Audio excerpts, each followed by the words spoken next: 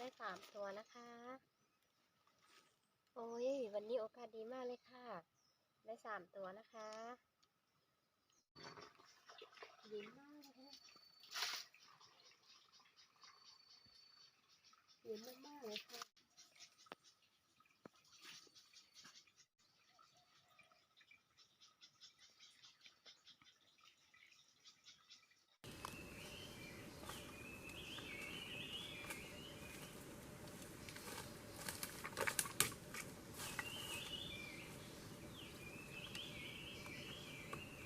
สวัสดีค่ะคุณผู้ชมค่ะวันนี้หนูกล้าจะพาคุณผู้ชมมายิงกระหอกนะคะ จะใช้น้ำไม้นี้ยิงนะคะ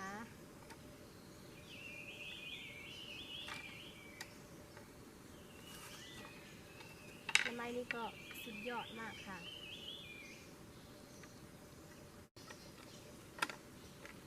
นี่ค่ะหนูกล้าก็จะใช้ทางเลเซอร์แล้วก็ทางกล้องด้วยนะคะ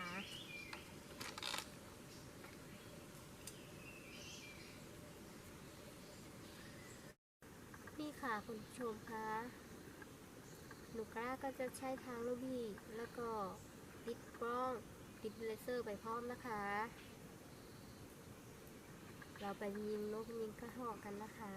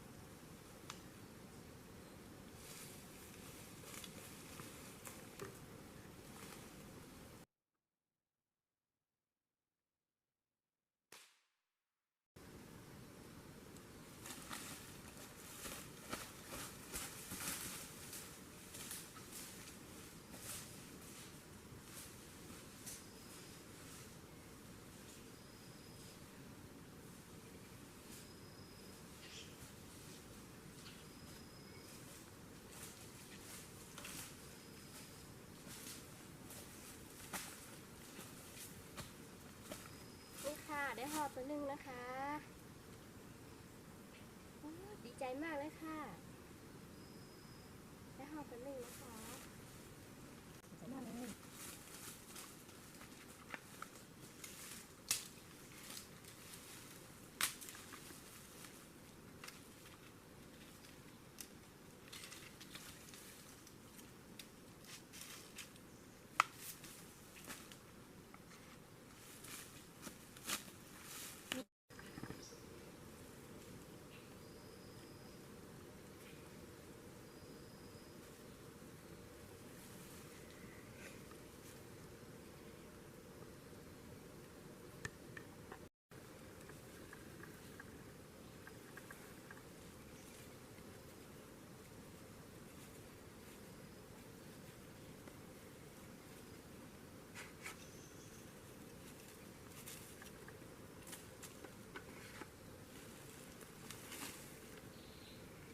ไปกันต่อนะคะ วันนี้ก้าจะพาคุณผู้ชมเลาะยิงกระหอกหมดมือเลยนะคะ ไปกันค่ะ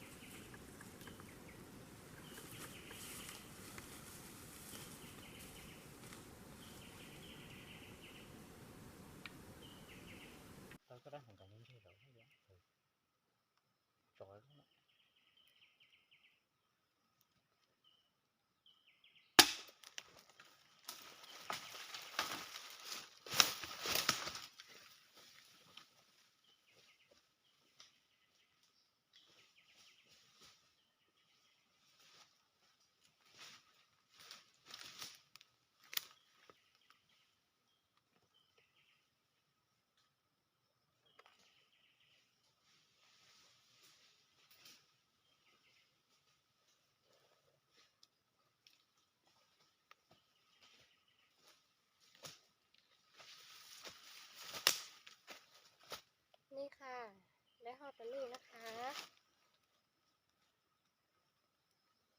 สุดยอดมากค่ะ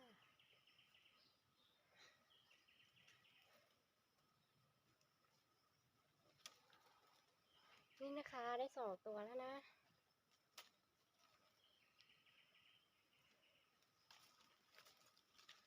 สนุกมากเลยนะคะใครที่ชอบไปเลาะยิงนกยิงข้าวหอกตามภูผาป่าดงนะก็ติดตามหนูนะคะคุณผู้ชมคะฝากกดติดตามให้หนูด้วยนะคะนี่ค่ะได้2 ตัวนะคะสุดยอดมากค่ะ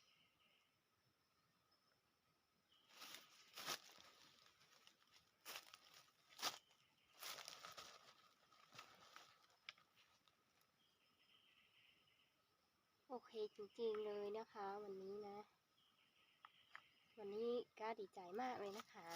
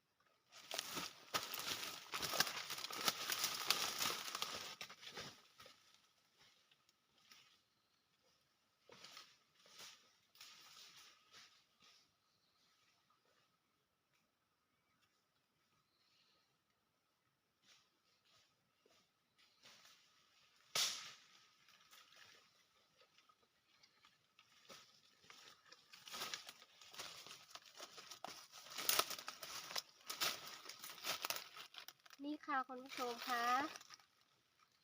ได้นกตัวหนึ่งนะคะสุดยอดมากเลยค่ะสุดยอดจริงๆวันนี้นะโอกาสดีมากเลยค่ะได้3 ตัวนะคะได้3 ตัวค่ะนี่นะคะคุณผู้ชมคะได้3 ตัวนะคะโอ้ยวันนี้โอกาสดีมากเลยค่ะได้3 ตัวนะคะล่อมาหมดมือหนูก็เมื่อยแล้วนะเราลงไปน้ำห้อยไปหาบอนที่มีน้ำแล้วก็จะทำเมนูกินนะคะล่อมาหมดมือก็เมื่อยแล้วนะไปกันเถอะ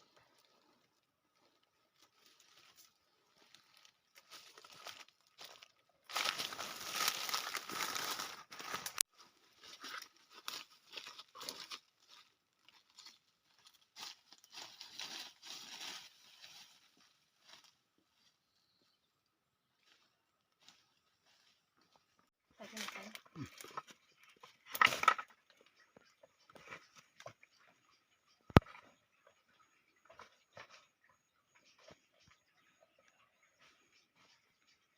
นี่นะคะ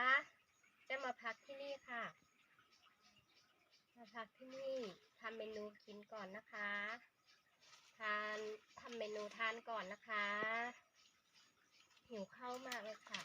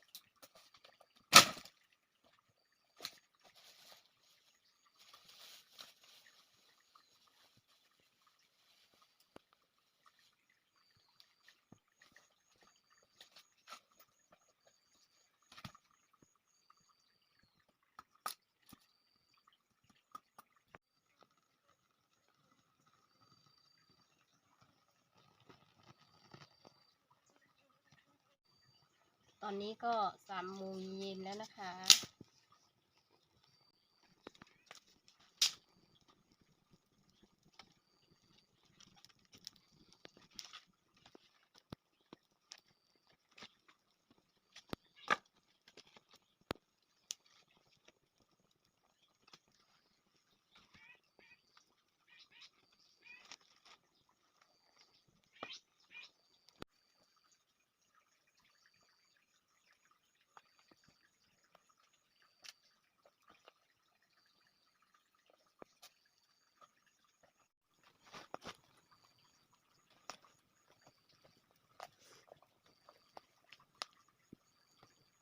ฝากกดติดตามให้หนูด้วยนะคะคุณผู้ชมค่ะ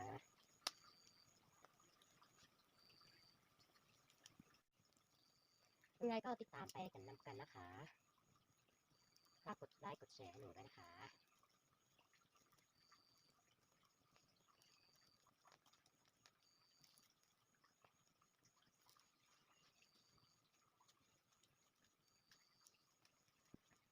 ตอนนี้ก็3 โมงเย็นแล้วนะคะ3 โมงเย็นแล้วนะคะ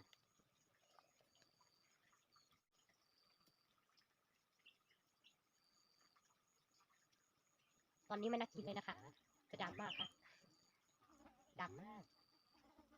ก็จะเอาไปล้างนะคะ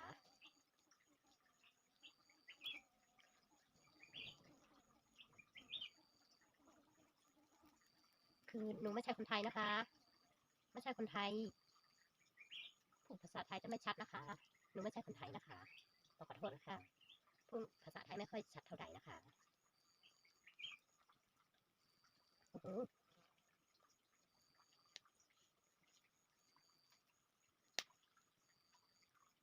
หนูจะเป็นคุณมุ้งนะคะมุ้งนะคะหนูใช่มุ้งนะเผ่ามุ้งค่ะ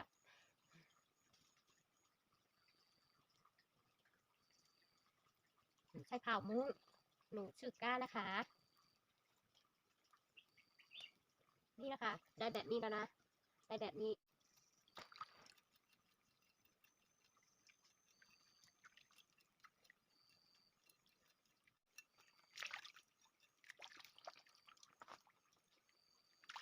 นี่ค่ะล้างได้สะอาดแล้วนะคะล้างได้สะอาดแล้วเราจะปะคอนี่นะคะปะคอแล้วก็ปากนะคะแล้วก็จะปะเครื่องนี้นะคะปะเครื่องนี้เอาใส่ออกนะคะ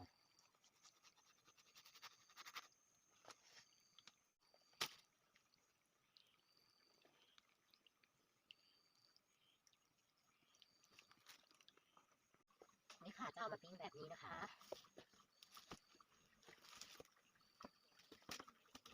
โอ้ยต่อไปนี่ก็ค่อยลุกกวาดได้นะคะ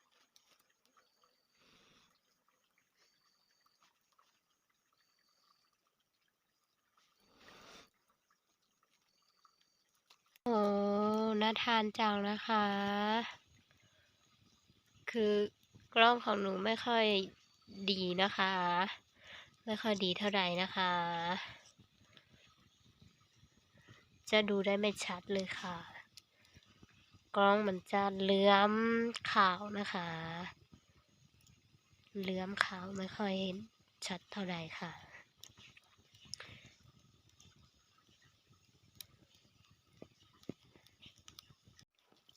นี่นะคะไปล้างเนื้อล้างตัวกันนะคะ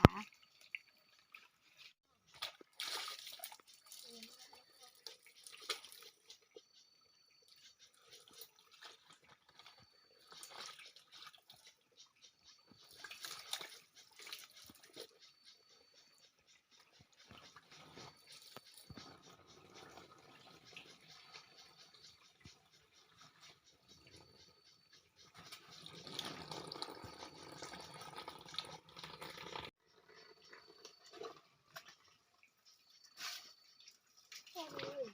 เย็นจังเลยค่ะเย็นมากเลยเย็นมากๆเลยค่ะ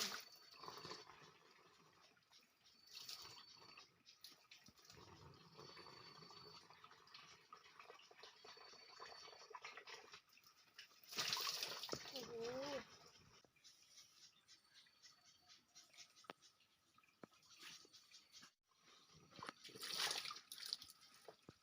เย็น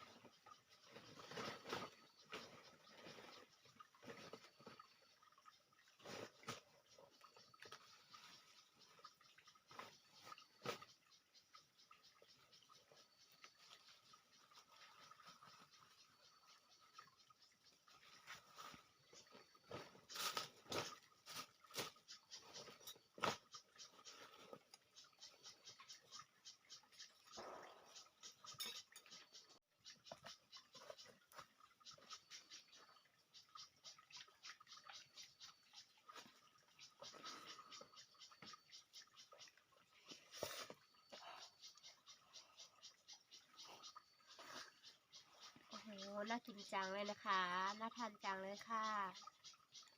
มาทานข้าวกันนะคะมาทานข้าวกันเถอะ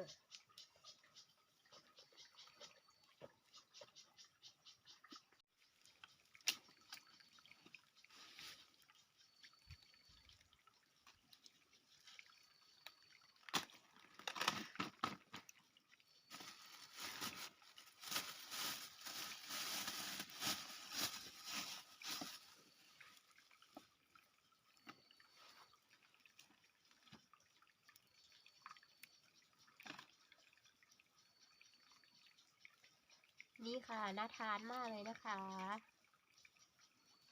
ฝากกดไลค์กดติดตามให้หนูด้วยนะคะ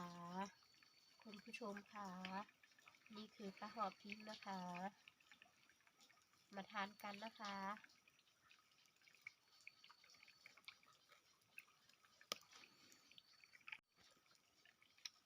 อร่อยมากนะคะ